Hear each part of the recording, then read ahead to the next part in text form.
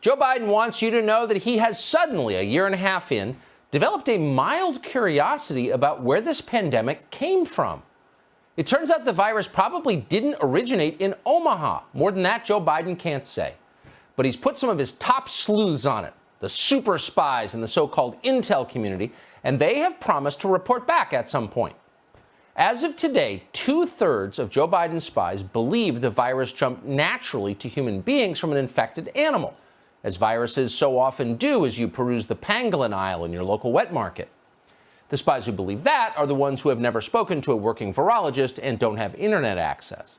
But the other third, Joe Biden told us today, quote, lean more toward the theory that COVID escaped from a nearby government lab in Wuhan that happened to be conducting dangerous experiments on nearly identical bat coronaviruses at the same time. That's a minority of spies who believe that, but they're open to the possibility. Who knows, really? Either way, Joe Biden explained, we're going to get some answers, or at least more questions, possibly several months from now. So rest assured, the White House is on it. And to be honest, we doubted that. Just hours before Joe Biden's announcement, we learned that the White House had shut down a large, ongoing, and legitimate federal investigation into the origins of this pandemic. That investigation had been going on for months. It was being conducted by the State Department's Bureau of Arms Control Verification and Compliance. That's the bureau responsible for ensuring that countries like China are not stockpiling deadly illegal bioweapons, such as, for example, obscure bat coronaviruses that have been manipulated in labs by military scientists to make them more transmissible in, say, New York City. So why did the White House shut down that ongoing investigation? Well, at a hearing today, senior officials at the National Institutes of Health, that would include Dr. Tony Fauci, said they had no idea why the White House shut it down. They said they first heard about it on the news. And that seemed odd, given that the NIH does employ the nation's foremost experts on infectious diseases. And of course, they're closely linked to the story. It was NIH, was your tax dollars actually, but funneled through NIH, that funded some of the grotesque and dangerous research at the now infamous Wuhan Institute of Technology that may have caused the destruction of the West. So today, Senator John Kennedy of Louisiana asked all of these questions. Here's how it went. Why did you guys spike, not guys and ladies, why did y'all spike the prior administration's investigation into the origins of the coronavirus and whether it could have come out of the Wuhan lab?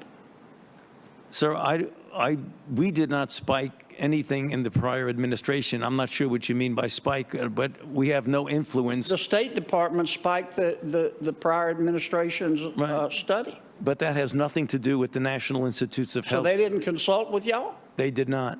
Did they consult with you, Dr. Collins? I read about it in the press this morning. Doc? No. They just spiked it without talking to their experts? You don't want to answer that one, do you? Nope, they definitely didn't want to answer. So we still don't know why the White House ended a months-long investigation into the central question of the moment. We also don't know what that investigation found before it was closed. We do have some ideas about that, though. A fact sheet released by the State Department in the closing days of the last administration, written by some of the same people who were doing the investigation that the Biden administration shut down, told us that several researchers at the Wuhan Institute of Virology became seriously ill in the fall of 2019. They had, quote, symptoms consistent with both COVID-19 and common seasonal illness. 3 of them went to the hospital. Now, that came out in January. The American media caught up this week. The intel community confirmed it. In a statement to Fox News today, the State Department contractor that led that now defunct probe, a man called David Asher, reiterated that based on that investigation's findings so far, quote, there is probable cause for deep suspicion that the virus escaped from the lab in Wuhan and the Chinese government lied about it. So why don't we know more? Well, according to that same David Asher, powerful forces in the State Department did not want to know more.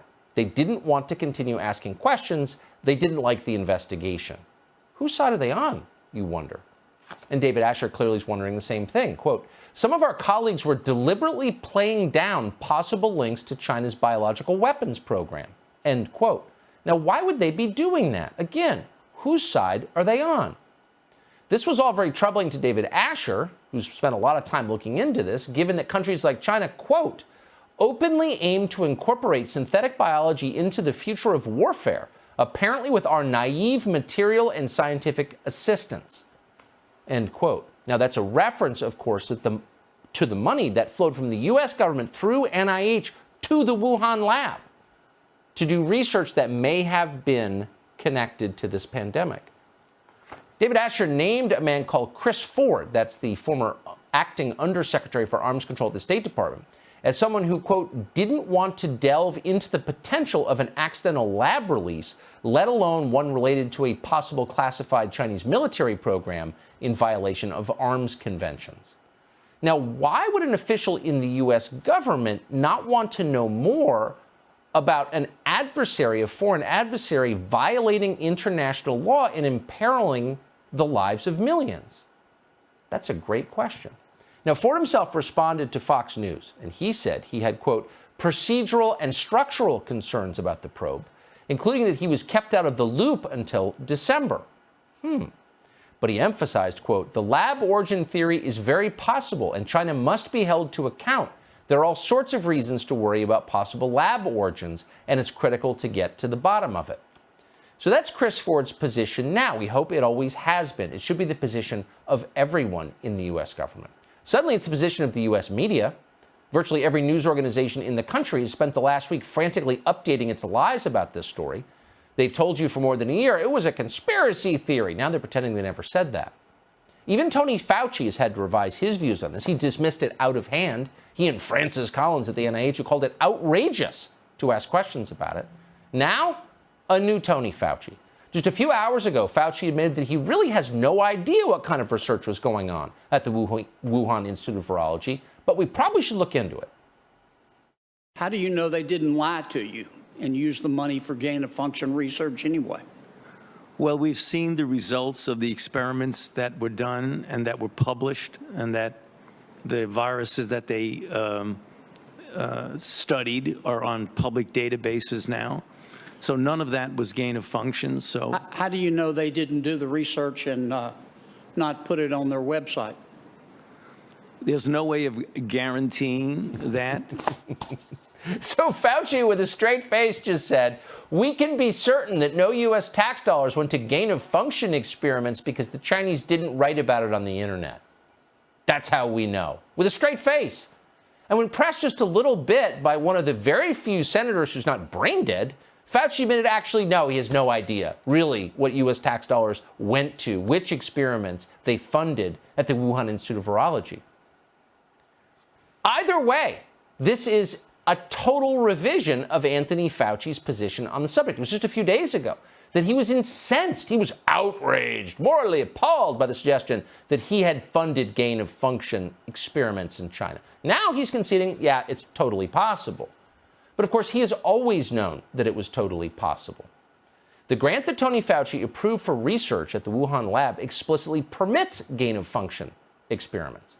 In 2014, Tony Fauci's NIAID approved a grant for a project called Understanding the Risk of Bat Coronavirus Emergence.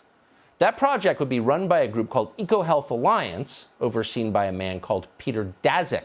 If that name sounds familiar, that's the same Peter Daszak who spent the last year telling the world at high volume there's no chance this virus escaped from the lab, and then was appointed by the World Health Organization to investigate the origins of COVID and declared the Wuhan lab blameless. What a scam. But the grant from Fauci's NIAID states that it will fund Peter Daszak to, quote, test predictions of coronavirus interspecies transmission, predictive models of host range, i.e. emergence potential, and will be tested experimentally using reverse genetics, pseudovirus, and receptor binding assays and virus infection experiments across a range of cell cultures from different species and humanized mice. Oh, so actually that's quite a broad range. Run that by any scientist and they will tell you a lot fits under that description.